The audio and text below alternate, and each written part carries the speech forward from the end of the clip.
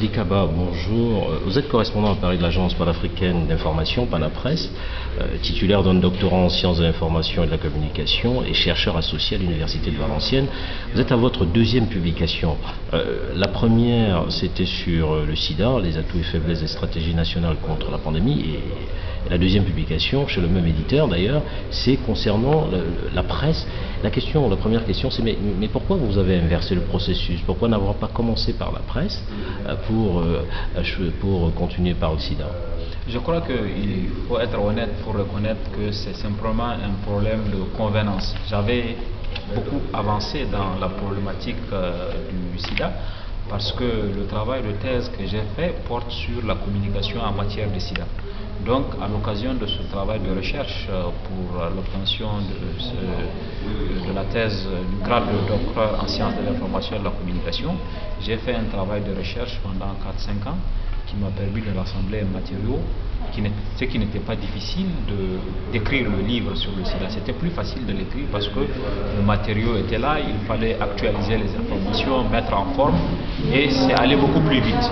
Je conduisais parallèlement le projet d'écriture sur la presse et le projet d'écriture sur le sida. Mais comme celui sur le sida était beaucoup plus avancé, et en termes d'opportunités, de positionnement professionnel, pour être honnête, vous savez que la question du sida continue de préoccuper des organismes comme ONISIDA, OMS, le PNUD.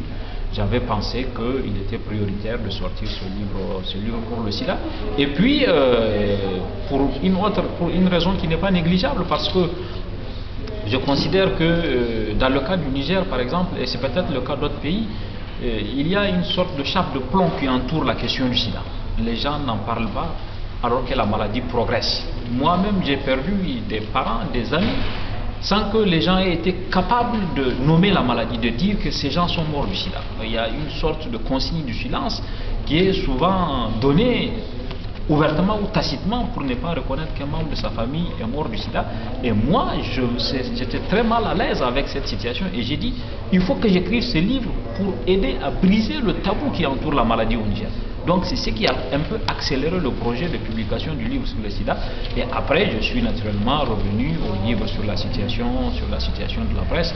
Et le troisième livre, je n'ai pas encore le thème, mais il y aura sans doute un troisième. Alors le deuxième, il est assez, il pose le problème de l'état des lieux, il fait un peu l'état des lieux de la presse au Niger, que l'on retrouve, cet état des lieux qu'on retrouve un peu en Afrique francophone, qui est complètement différent de l'organisation de la presse en Afrique anglophone, et surtout les perspectives. Et dans les états des lieux, ils sont assez criards. Vous posez le problème de la répression policière, de l'environnement, du mal environnement économique, de la formation des journalistes, du manque de distribution ou d'existence de réseaux de distribution. Quand vous abordez ce problème de la presse au Niger, quel est l'aspect qui vous marque le plus? Moi, je continue à penser que le problème fondamental, le défi majeur de la presse au Niger, c'est le défi de l'indépendance économique. Le défi de l'indépendance économique parce que pour avoir été un acteur, moi j'ai commencé ma carrière dans le premier journal indépendant qui s'appelle ASKI. Quand le ASKI a été lancé par son promoteur Ibrahim Cheikh Diop, moi j'étais encore étudiant à l'école, à la faculté de lettres et sciences humaines à l'université de Niamey. J'avais progressivement rejoint l'équipe et de cette expérience, je me suis aperçu qu'il y a eu des périodes où le pouvoir a accepté de nous accorder, de nous laisser travailler. Le pouvoir a accepté de nous laisser travailler, aucun journaliste n'était interpellé, n'était convoqué, mais nous n'avions pas pour autant réglé le problème de l'indépendance économique. Parce qu'on n'arrivait pas à avoir la publicité suffisante, parce qu'on n'arrivait pas à vendre un nombre d'exemplaires suffisant pour nous permettre d'assurer les charges, l'impression, les salaires, les loyers, tout ça, le téléphone. Donc, même dans les parenthèses où la démocratie a été respectée par le pouvoir politique, le problème de l'indépendance économique était demeuré au point où cette indépendance a été mise en cause parce que souvent les gens ont dû faire des compromis, même des compromissions avec des puissances d'argent pour pouvoir continuer à apparaître. Donc cette question me paraît essentielle parce qu'elle conditionne tout le reste. On peut aujourd'hui, à l'occasion du processus de dépénalisation, arriver à un texte de loi qui verra qu'aucun journaliste ne sera emprisonné au Niger. Mais ce ne sera pas suffisant pour asseoir l'indépendance tant que la question de l'indépendance de l'environnement économique ne sera pas réglée. Et si on ne règle pas la question de l'indépendance économique, on ne réglera pas la question du salaire des journalistes, on ne réglera pas la question de la corruption, parce que la question de l'indépendance économique elle-même explique pourquoi les journalistes sont dans un état dans une situation de précarité qui les amène humainement à accepter souvent certains compromis, voire des compromissions. Ça veut dire qu'il serait très difficile de voir dans nos pays francophones, en Afrique du moins, une presse véritablement libre, ou une tendance de presse libre. Moi je pense que ce que vous avez dit, et que vous avez rappelé d'ailleurs, que vous avez dit lors de notre échange, et que vous avez rappelé, c'est qu'il faut que l'on comprenne que la presse est une entreprise.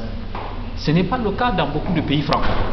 Un promoteur de journal s'élève, il a un peu d'argent, il lance un journal, il ne met pas en place les structures d'une véritable entreprise, ne serait-ce qu'une petite et moyenne entreprise.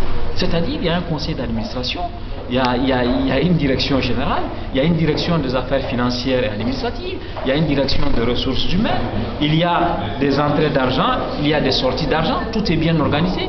Tant qu'on n'arrivera pas à un schéma comme celui-là, il n'y a pas d'espoir qu'on arrive à asseoir des véritables entreprises. Et tant qu'on n'aura pas des entreprises, c'est clair que le problème de l'indépendance va continuer à se poser. Or, aujourd'hui, les choses ne sont pas structurées en véritable entreprise. Il faut qu'on revienne à des logiques d'entreprise, à savoir que la presse est une activité d'entreprise avec des schémas très clairs, et en ce moment, on pourra songer à trouver les moyens de faire des équilibres. Parce que vous savez, les entreprises, c'est qu'elles publient des comptes, elles voient là où ça ne va pas, elles voient là où on peut rattraper, elles essaient d'équilibrer. Mais dans nos schémas actuels, ce ne sont pas des entreprises et c'est assez délicat. Sidi Kaba, merci. Merci.